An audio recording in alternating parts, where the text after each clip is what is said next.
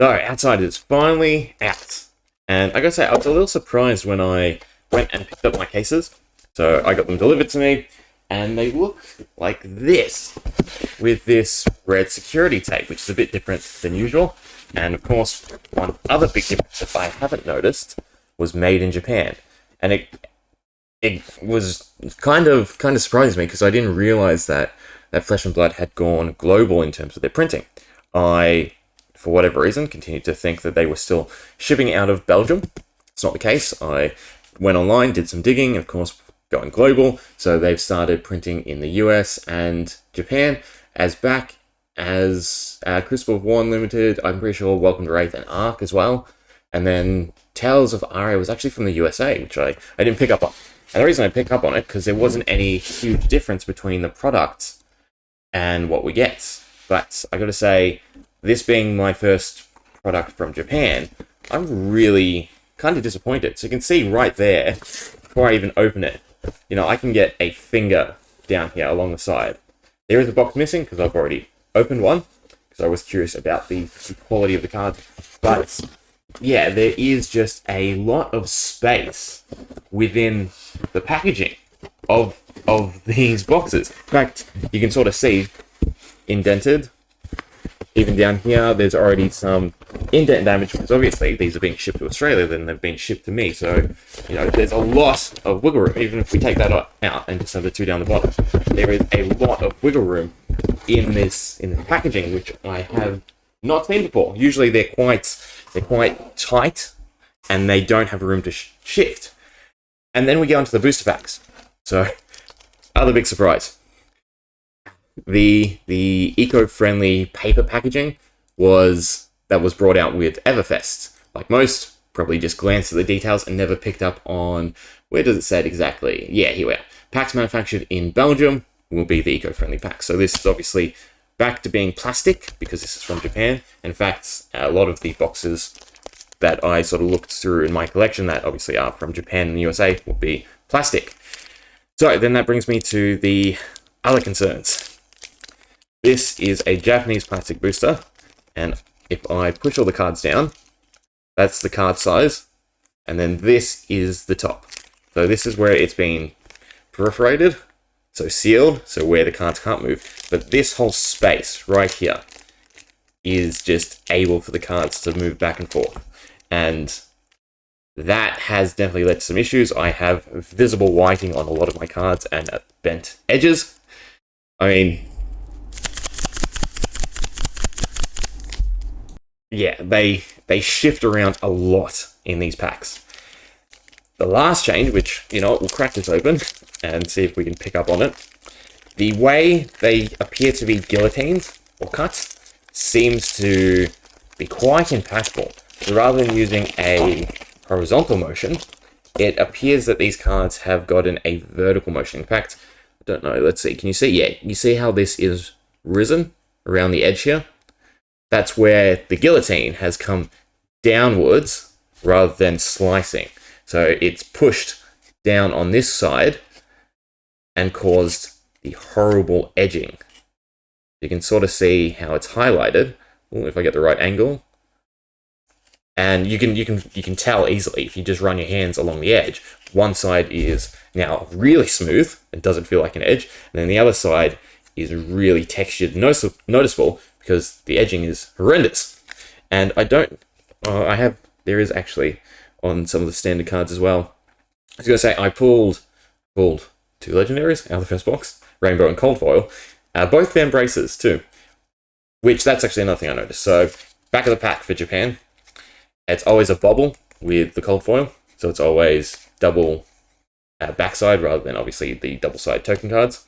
But yeah, so edging in the Japan is horrendous. Card stock, which was another thing, because usually Japan is touted as having high quality card stock. So this is, what set are these from? These are from Ark Unlimited.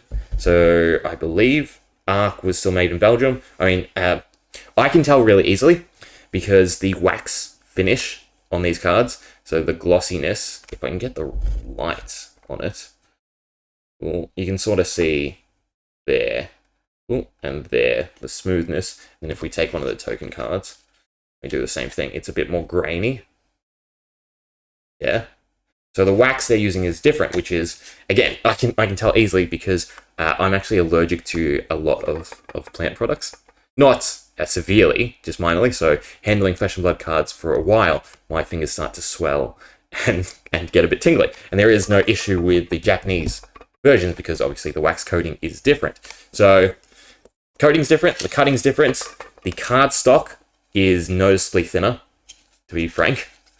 Like, you can easily tell between the two in the way they bend.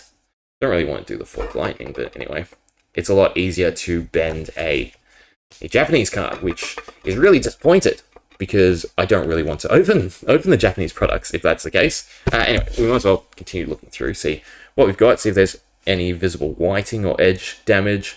So it is slightly, you can sort of see the dots. And I know grading's not a huge thing in Flesh and Blood yet, but this will obviously make a huge difference. You really want the Belgium packaging because it seems by far the best quality cards. Okay, so common. I doubt there's anything good in this one. I just wanted to grab a pack to show off. Yeah. 2 rares, and then the foil. The foiling still seems somewhat the same. The colouring, that's actually another thing. So what about Ranger? Ranger will do. Okay, so this is, again, a Arc Ranger card. And then, hopefully, I mean, we should have got at least one. Yeah, okay.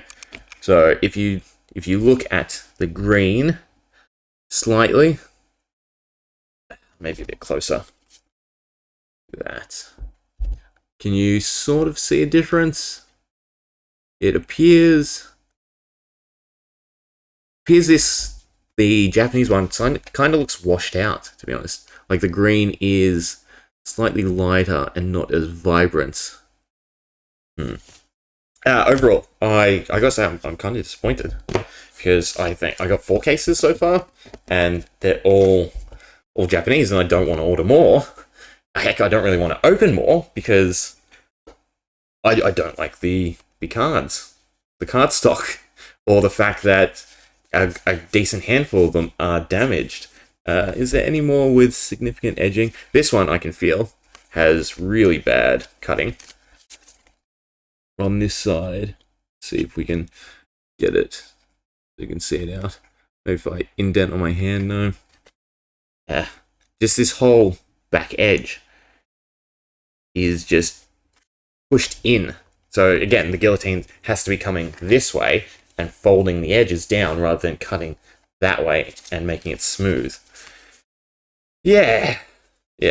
Anyway, I just wanted to sort of discuss that because, again, I haven't dealt with any of the Japanese products. If I've opened any of the US products are quite similar to the Belgium, so there's no disagreement there.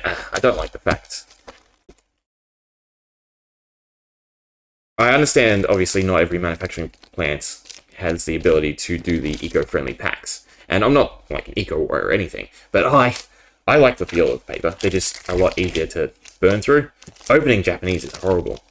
Like, it's just the way they perforate the pack, so they seal it, like they clamp down on these dots, makes it so tough to open. And whereas I can just shred through like Everfest, which is super easy. Did we get anything? I don't think we got anything interesting. It was 2 rares, right? Yeah. This one is some slight damage. Can I get? Yeah, you can see the whiting up the top. Yeah, it's very, again, it is slight, but it is noticeable. It's something far more noticeable than the previous cards that I have opened. Again, the cardstock and the finish. So let's go back to the article going global because it does sort of state. We'll give it a proper read. So each factory has slightly different techniques on how they do things, such as the way they booster wrappers are sealed, the way booster wrappers are sealed. So that goes back to, show it up here so I don't have to minimize that. So the perforation, what kind of cardboard stock cartons are made out of. That's actually, yeah, that's another nice thing. The cardboard stock for this is a lot more flimsy.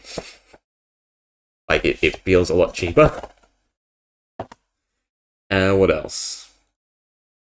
Wrapper sealed cardstock are made out of, and even the brightness and saturation of inks used. Yep, so we point that out. Regardless of these small, interesting differences, we're confident that the cards contained in the booster packs from all our manufacturing partners look incredible and amongst the highest quality standard. Oh, that's actually a good thing to know. So, I would still say that these... Oh, yeah. So the quality of this still beats Magic. I think Pokemon are quite thin as well. If you've opened any One Piece or seen any One Piece cardstock is perfect. It's super thick. Colors are super great. It's probably the highest quality that I've seen, at least. Anything else? No.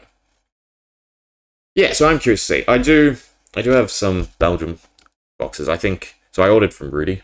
You may on me if you want, but I want the cold foil cards. His first wave does appear to be Belgium. I think he said. So it'll be interesting to do a side-by-side comparison of a Belgium box versus a actual Japanese box. I would kind of like to get my hands on some USA ones. That would be nice. But, well, I can't really. Not really in a position to just go to game shops and say, oh, well, where are your boxes from? Well, I guess I could. I don't really want to. Anyway, we'll leave it there. Is what it is. I suppose there's nothing I can really do. It's not like I can... well, technically, you could probably return them and say, but you'd be a dick about it. I'm not going to. But I do wish... At least I knew of this sooner. Obviously, in hindsight, Googling it and doing some research now, there's actually quite a bit of information on it. So I thought I would just say my own piece. Anyway, leave it there. Nothing worth anything in this pack.